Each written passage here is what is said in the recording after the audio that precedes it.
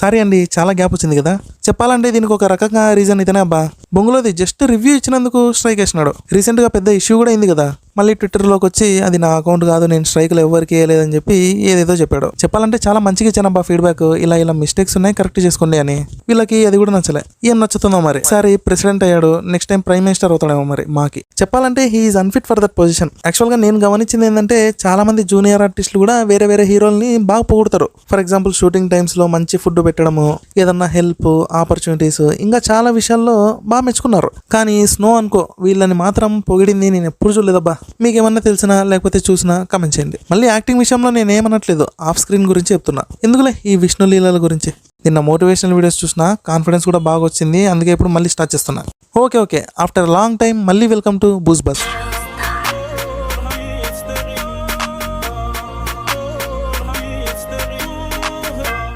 Number 1, స్త్రీ 2లో villain ఉంటాడు కదా, హైట్గా, వాడి తలతో వాడి ఫుట్బాల్ ఆడుకుంటుంటాడు మెంటలోడు.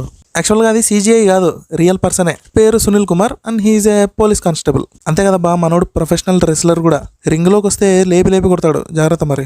ఏమో చూద్దాం బాలీవుడ్లో ఇతనికి ఎక్కువ ఆఫర్స్ వస్తాయో లేదో. ఈ బాలీవుడ్ వాళ్ళు తిక్క వాటి మీద అంతా ఫోకస్ చేయకుండా ఇలాంటి వాళ్ళ మీద ఫోకస్ చేస్తే బాగుంటుంది. నెంబర్ 2, కూలీ. దీనమ్మ మన కనకరాజు ఏం ప్లాన్ చేస్తున్నాడో అర్థం కావట్లేదబ్బా.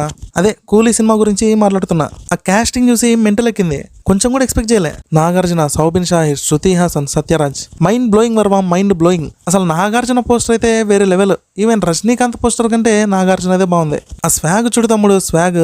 సో ఇప్పటి వరకు వచ్చిన సినిమాల కంటే దీన్ని కొంచెం పెద్దగానే ప్లాన్ చేస్తున్నాడు. సర్లే కానీ 5 పోస్టర్లని కొంచెం గమనిస్తే కామన్గా ఒకటి కనిపిస్తుంది, గోల్డ్. ప్రతి పోస్టర్లో గోల్డ్ ఉంది అండ్ బ్యాక్గ్రౌండ్లో వాచ్. మళ్ళీ అన్ని సిమిలర్గా లేవులే. నాకు తెలిసి ఇక్కడ ఏమన్నా వాళ్ళ ప్రొఫెషన్తో గోల్డ్ని లింక్ చేశాడు అనుకుంటున్నా. జస్ట్ ఫర్ ఎగ్జాంపుల్ వీళ్ళంతా ఒకటే గ్యాంగ్ అనుకోండి, కానీ స్ప్లిట్ అయ్యి ఒక్కొక్కరు వేరే పనులు చేసుకుంటూ ఉంటారు. ఇక్కడ సత్యరాజ్ చూడండి, ఎలక్ట్రీషియన్ క్యారెక్టర్ అయి ఉండొచ్చు. ఈవెన్ శృతి హాసన్ చేతులు కూడా ఏదో టైప్ ఆఫ్ వెపన్, కానీ గోల్డ్ అయితే ఉంది. ఈ విధంగా కొంచెం క్రియేటివ్గా పోస్టర్ డిజైన్ అయితే చేశారు. హైలైట్ ఏంటంటే ఈ సినిమాలో అమీర్ ఖాన్ కేమియో కూడా ఉంటుంది అని చెప్తున్నారు. ఆల్రెడీ సినిమా ఏమో బ్లాస్ట్, నిజంగానే ఇతని కేమియో ఉంటే సినిమా ఆడుకోబోతుంది. Number 3, goat. అంటే మేక కాదు, గ్రేటెస్ట్ ఆఫ్ ఆల్ టైమ్ అనమాట. యాక్చువల్గా ఈ సినిమా బడ్జెట్ వచ్చేసి 400 కోట్లు, కానీ దీనిలో సగానికి సగం అంటే 200 కోట్లు తలపతి రెమ్యూనరేషనే. ఇది చూడగానే నాకు కూడా ఫ్యూజులు ఎగిరినాయి. ఆయన అంత తీసుకున్నందుకు కాదు, ట్రైలర్కి, బడ్జెట్కి, రెమ్యూనరేషన్కి ఏమన్నా సంబంధం ఉందా అని షాక్ అయినా. హైప్ ఏం లేదు, ట్రైలర్ కూడా ఏమంత ఎంగేజింగ్గా లేదు. ఆ డీఏజింగ్ లుక్ కూడా కామెడీగా అనిపించింది, మనిషి కాకుండా ఒక బొమ్మలాగే అనిపించింది. సో సినిమా బోర్లో పడుతుందేమో అని నా డౌట్. చూద్దాం ఏమవుతుందో. నెంబర్ 4, 100 అనుకున్నాబ్బా, 400 అంట ఇప్పుడు. మళ్ళీ షర్టో టీషర్టో అనుకున్నారు. రాజాసా బడ్జెట్ 100 కోట్లు కాదంట, 400 కోట్లు అంట. సినిమాలో మెయిన్ గా విజువల్స్, ఎంటర్టైన్మెంట్, సాంగ్స్ ఇవన్నీ కూడా హై లెవెల్లో ఉంటాయంట. అండ్ హర్రర్ ఎలిమెంట్స్ కూడా చాలా డిఫరెంట్ వేలో చూపిస్తామని చెప్పి ప్రొడ్యూసర్ TG విశ్వప్రసాద్ చెప్తున్నారు. అసలు యాక్చువల్గా నేనేమనుకున్నానంటే సినిమా బడ్జెట్ 100 కోట్లు కదా, దీనమ్మ ఒక్క రోజులో రికవర్ అయిపోయి పెద్ద రికార్డ్ అవుతుందిలే అనుకున్నా. కానీ ఇప్పుడు 400 కోట్లు అనేసరికి రికవరీ ఏమో అవుతుంది. ఎందుకో కొంచెం తేడా. Coming going. సాంగ్స్ ఎట్లున్నా పర్లేదులే కానీ ఎంటర్టైన్మెంట్, హారర్, మెయిన్ గా విజువల్స్ ఎక్సలెంట్ ఉండాలి. వీటన్నిటికీ మించి వింటేజ్ ప్రభాస్ యాక్టింగ్ బయటికి రావాలి. Best example Bujjigadu. ఎట్లుంటది ఈ సినిమాలో మనోడి రోల్, అది కావాలి మాకు, అంతే కదా. నెంబర్ 5, ఇప్పుడు చెప్పేదాని గురించి వింటే నోరు తెరుచుకుంటారు. కల్కి పార్ట్ 2 వర్క్స్ అన్ని కూడా 2025లో జనవరి లేదా ఫిబ్రవరిలో జరుగుతాయంట. కానీ సినిమా వచ్చేసి 2028లో వస్తుందంట. సేమ్ నా రియాక్షన్ కూడా ఇదే. కానీ తప్పదులే, క్వాలిటీ కావాలంటే టైం తీసుకోవాల్సిందే. కానీ ఒకే ఒక డౌట్ అబ్బా, రిలీజ్ వచ్చేసి 2028లో అంటున్నారు. ఆ లోపు సినిమాలో యాక్ట్ చేసిన ముసలోళ్ళకి ఏమన్నా అయితే, అంటే ఏమన్నా కావాలి అని కాదు కానీ డౌట్ ఉంటుంది కదబ్బా. సో అదే అనిపించింది నాకు కూడా. నాకు తెలిసి ముసలోళ్ళ క్యారెక్టర్స్ అన్ని ముందే షూట్ చేస్తారేమో, లేకపోతే వాళ్ళ ప్లానింగ్స్ ఎట్లున్నాయో మరి. Number 6, Katrina Kaif in Akhanda 2. Buzz అయితే గట్టిగానే ఉంది. యాక్చువల్గా పార్ట్ 2లో సంజయ్ దత్ ఉన్నాడని ముందు టాక్ వచ్చింది. మాక్సిమం విలన్ క్యారెక్టర్ ఏంటదిలే, దానికి తప్ప వేరే దానికి వాడట్లే కదా. కానీ కత్రినా కైఫ్ని అసలు ఎక్స్పెక్ట్ చేయలే. అంటే సినిమా పాన్ ఇండియా కదా, సో బిజినెస్ బాగా జరుగుతుంది అన్న ఉద్దేశంలో ఉన్నారేమో మరి. ఇదంతా కాదు కానీ పార్ట్ 2 ఎందుకని అనిపిస్తుంది నాకైతే. ఫస్ట్ పార్ట్ బాగానే ఉంది కదా, మళ్ళీ దానికి తోకని యాడ్ చేయాలా? ఇది ఒక ట్రెండ్ అయిపోయింది ఈ మధ్య. అసలు సంబంధం లేకుండా ఏదో ఒక లింక్ పెట్టి పార్టులు తీస్తున్నారు. బెస్ట్ ఎగ్జాంపుల్ డబల్ ఇస్మార్టే. అసలు ఫస్ట్ పార్టే ఎట్లా హిట్ అయింది రా అనుకున్నా. ఏమోలే, డైరెక్టర్స్ ఇలాంటి మైండ్ సెట్తో ఉన్నంత వరకు పార్ట్ 2లు, పార్ట్ 3లు వస్తూనే ఉంటాయి. నెంబర్ 7, సర్లే కానీ తెలుసా, ఇండియన్ 2 ఒక అద్భుతం, ఒక ఆనిముత్యం, అన్నీ ఇదే. యాక్చువల్గా మన భారతీయుడు ఈ సినిమాలో పెద్ద తప్పు చేసినాడు. ఎవరిని పడితే వాళ్ళని గుచ్చి పెట్టినాడు. అదేదో శంకర్నే గుచ్చింటే సినిమా బాగా వచ్చేది అనుకుంటున్నా. తప్పు చేసేవుతుందా, బ్లేడీ తప్పు. ఆ మ్యాటర్ ఏంటంటే సినిమాలో SJ సూర్య ఉంటాడు కదా, ఆయన గెటప్, హౌస్ సెటప్, దీనికి మొత్తం ఖర్చు అయింది 8 కోట్లంట. అవసరమా? అంత అవసరమా అసలు? ఎంత డబ్బులు వేస్ట్ అసలు. ఇది చూసే నాకు గేమ్ చేంజర్ కూడా ఫుల్ భయం అవుతుంది. జరగని పాట ఉంది కదా, దానికి కూడా ఎక్కువనే పెట్టినారు. ఈ పాట ఎంత బాగుండాలి అని ఆలోచిస్తారు కదా, ఈ టైం ఫోకస్ కూడా కంటెంట్ మీద పెట్టిండొచ్చు కదా, మంచి అవుట్పుట్ వచ్చేది. అసలు పాటలు నచ్చినాయా నచ్చలేదా అనేది మ్యాటరే కాదు, కంటెంటే మ్యాటర్. దీన్ని పక్కన పెట్టేసి మిగతావన్నీ పట్టించుకున్నా కూడా వేస్టే. నెంబర్ 8, ఇది కొంచెం ఫన్నీ ఉందబ్బా.